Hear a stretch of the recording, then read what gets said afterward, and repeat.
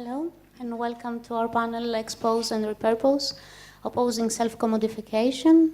My name is Daphne Dragona, and I have co-curated this year's conference along with Christopher Gansing, the artistic director. So this is our second K1 panel for today under the stream Work, which looks into the features, formations, and contradictions of post-digital labor and the financialization of life in today's algorithmic society. Today we are looking into the notions and processes of self-commodification, self-branding, and self-optimization, particularly discussing how artistic practices respond to this by accelerating or repurposing the system. So some of you might have been already in the earlier panel, which was more about, it was about acceleration. I would like to add that for this reason, this year we try a slightly different format for the K1 panels, inviting two artists and one theorist or curator or art historian to be with them, join a discussion. And as our aim is to build an in-depth conversation, we also have with us two respondents that will shortly comment on the positions of the artists. I would like to shortly introduce our moderator, who is Ben Vickers. Ben is a curator, a writer, explorer, technologist, and looted. He is a curator of the Serpentine Gallery and the co-director of Lima Zulu Project Space. Ben is a lead facilitator for the open source development of One Monastery, a new civically minded social space which was prototyped in Matera last year.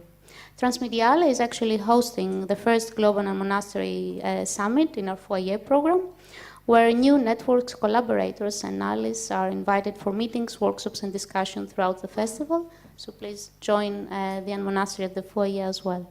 Ben, thank you very much. Thank you, Daphne. Okay, so I'll start with introducing the two artists here today. So we have Erika Scourti, who was born in Athens, Greece, and is now based in London. Her work in text, video, and performance has been shown recently at the Hayward Gallery Project Space, the Photographers Gallery, Munich Kunstverein, Museum of Contemporary Art, Athens, Impact Festival, and Banner Repeater. She has presented performances and talks at the ICA, Irish Museum of Modern Art, Draft, and the South Bank Centre.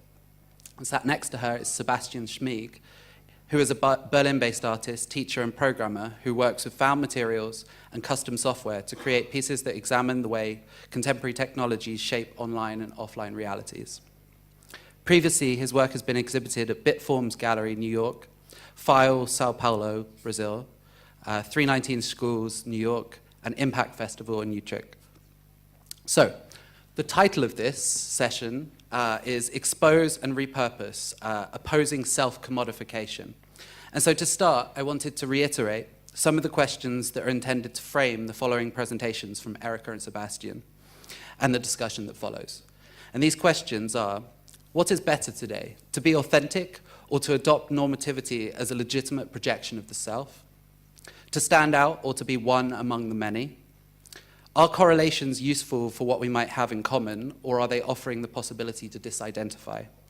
Can the mediated self avoid being translated into a commercial profile?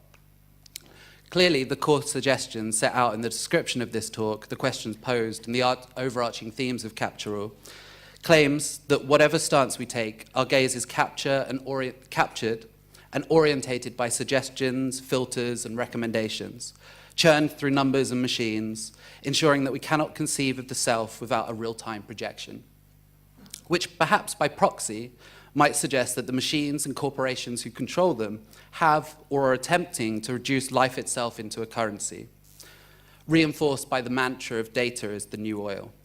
This kind of control or ownership that forms the guiding forces of our personalized biopolitical data points is perhaps manifest most prominently through platforms such as Facebook, state-owned data records such as the UK's NHS patient records, and the NSA's fantastical desert-based data mines, which harbour more personalised data than any one person can easily comprehend. And so faced with this potentially depressing reality, where do we go? In the past year, we've begun to see the formation of many non-governmental, civically minded organisations, such as the Open Data Institute and Our Data Co-ops, who have tasked themselves with finding new ways to anchor our data within the civic realm. But this endeavour poses complex legal questions for how data is defined, whether there exists the potential to build new forms of asset locks or rights around data, which can ensure we are able to maintain personalized controls and decisions about how data is used within existing systems.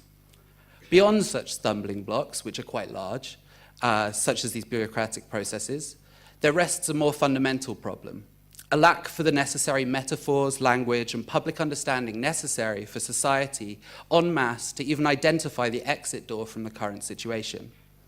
And so this panel is intended to look into how these proposed processes of self-commodification could perhaps be outplayed, undermined, or disrupted on the part of artists, whether this be through the performance of tags, the reading of ads, forced correlations, or the intensification of processes that make visible how current systems shape our living environment.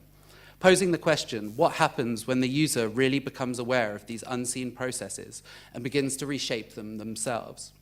And with this said, I would like to hand it over to Erica. Thank you.